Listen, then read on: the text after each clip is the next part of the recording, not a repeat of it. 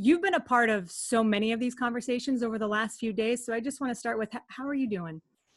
Yeah, thanks for having me, Ashley. I'm pretty exhausted, to be honest with you.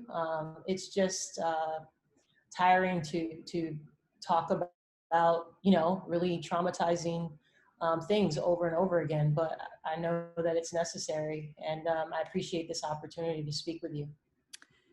And we appreciate you being willing to share this time and space with us. I can't help, I mentioned it, but I was thinking back to your introductory press conference at Cal, and I remember you saying how revitalized you were and all the joy and hope and gratitude you felt for the opportunity to lead this program and these young women. Can you describe what it's like just a year later to be leading that same group of women in this moment?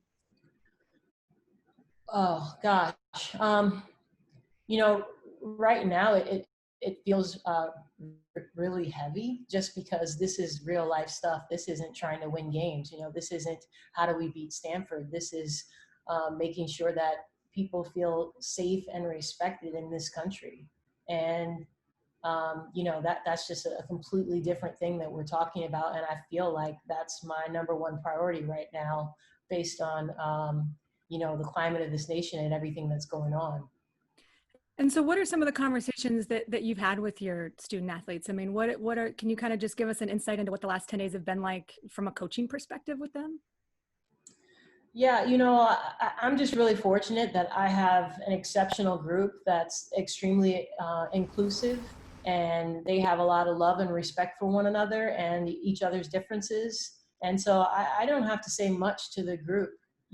They get it, and they have each other's backs. And I just let them know that I'm here to support them in whatever they need, and that I will fight for them every single day.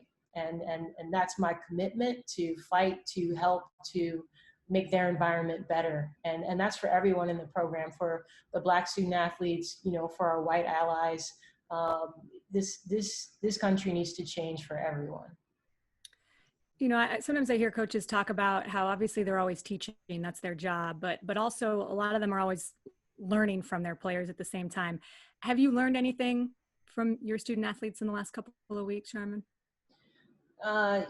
Just it's I don't know if it's necessarily learning, but just the reassurance and the encouragement to help me to be resilient. And some of them have posted on things that have come out about me, like we got your back, coach, and things like that.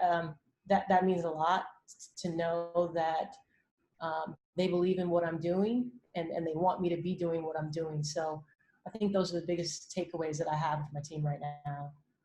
When you have been a vocal, and you've put out some really powerful messages on social media, on Twitter, on Instagram. I know you participated in a beautiful, peaceful march in Oakland earlier this week.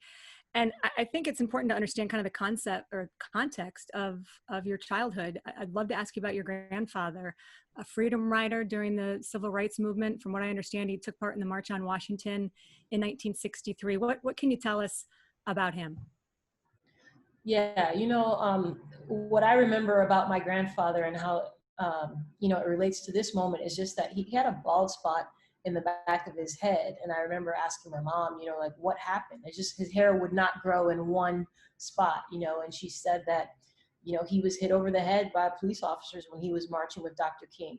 And at that point, I was like, you are the coolest dude on the planet. Like, you did that. You risked your life.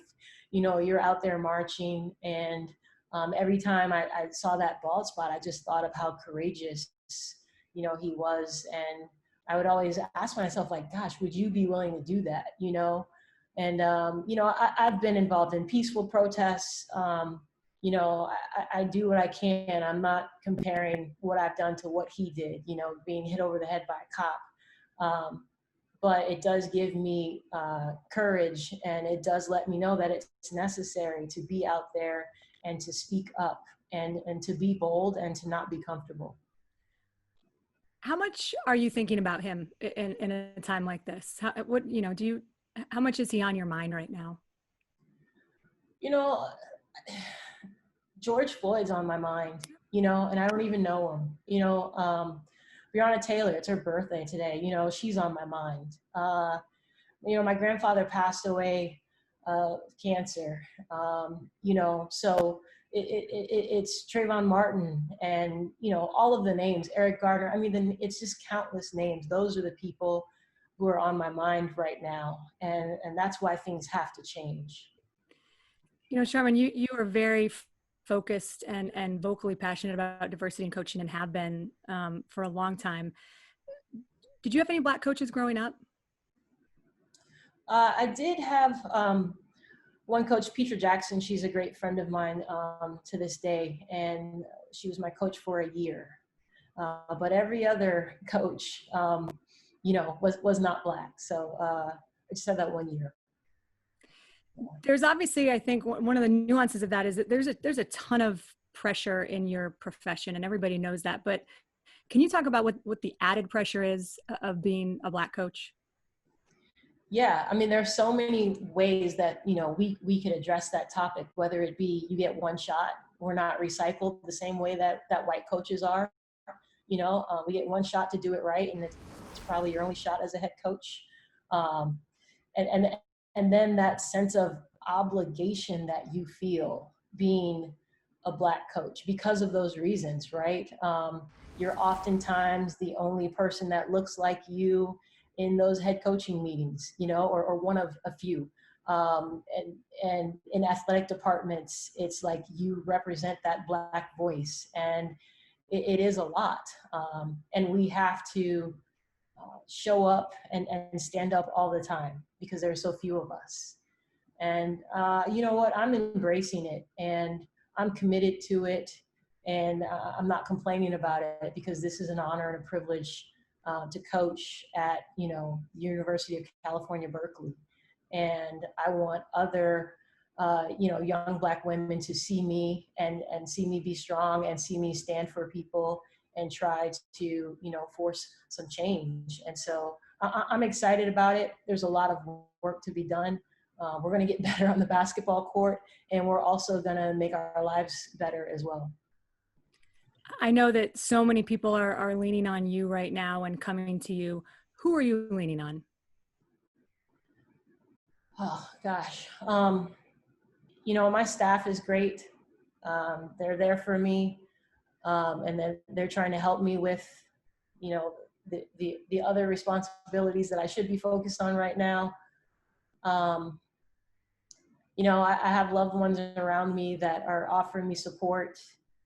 And I have great allies, that are there for me. So I'm not, calling out any names specifically, but I appreciate the people who have checked in on me and the people who are really genuine about being there.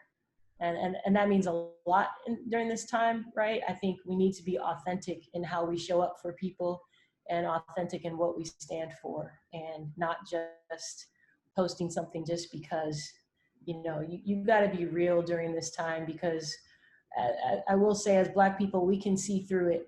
We can see through it when it's not authentic. I appreciate you saying that. Last thing, Charmin, somebody told me today that the beautiful thing about COVID-19 is that most distractions have been removed, and injustice is so loud now that you have to listen to it. What is the most important thing that you want people to hear right now?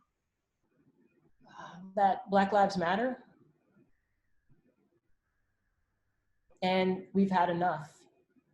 Charmin, I can't thank you enough for your time, your energy, and your insight into all of this. And I just hope you know how much we admire you for being a great coach and being a great person. And we look forward to continuing this conversation with you and a lot more critical conversations to come. But I hope you get some rest this weekend, and I look forward to catching up with you soon. Thank you so much, Charmin.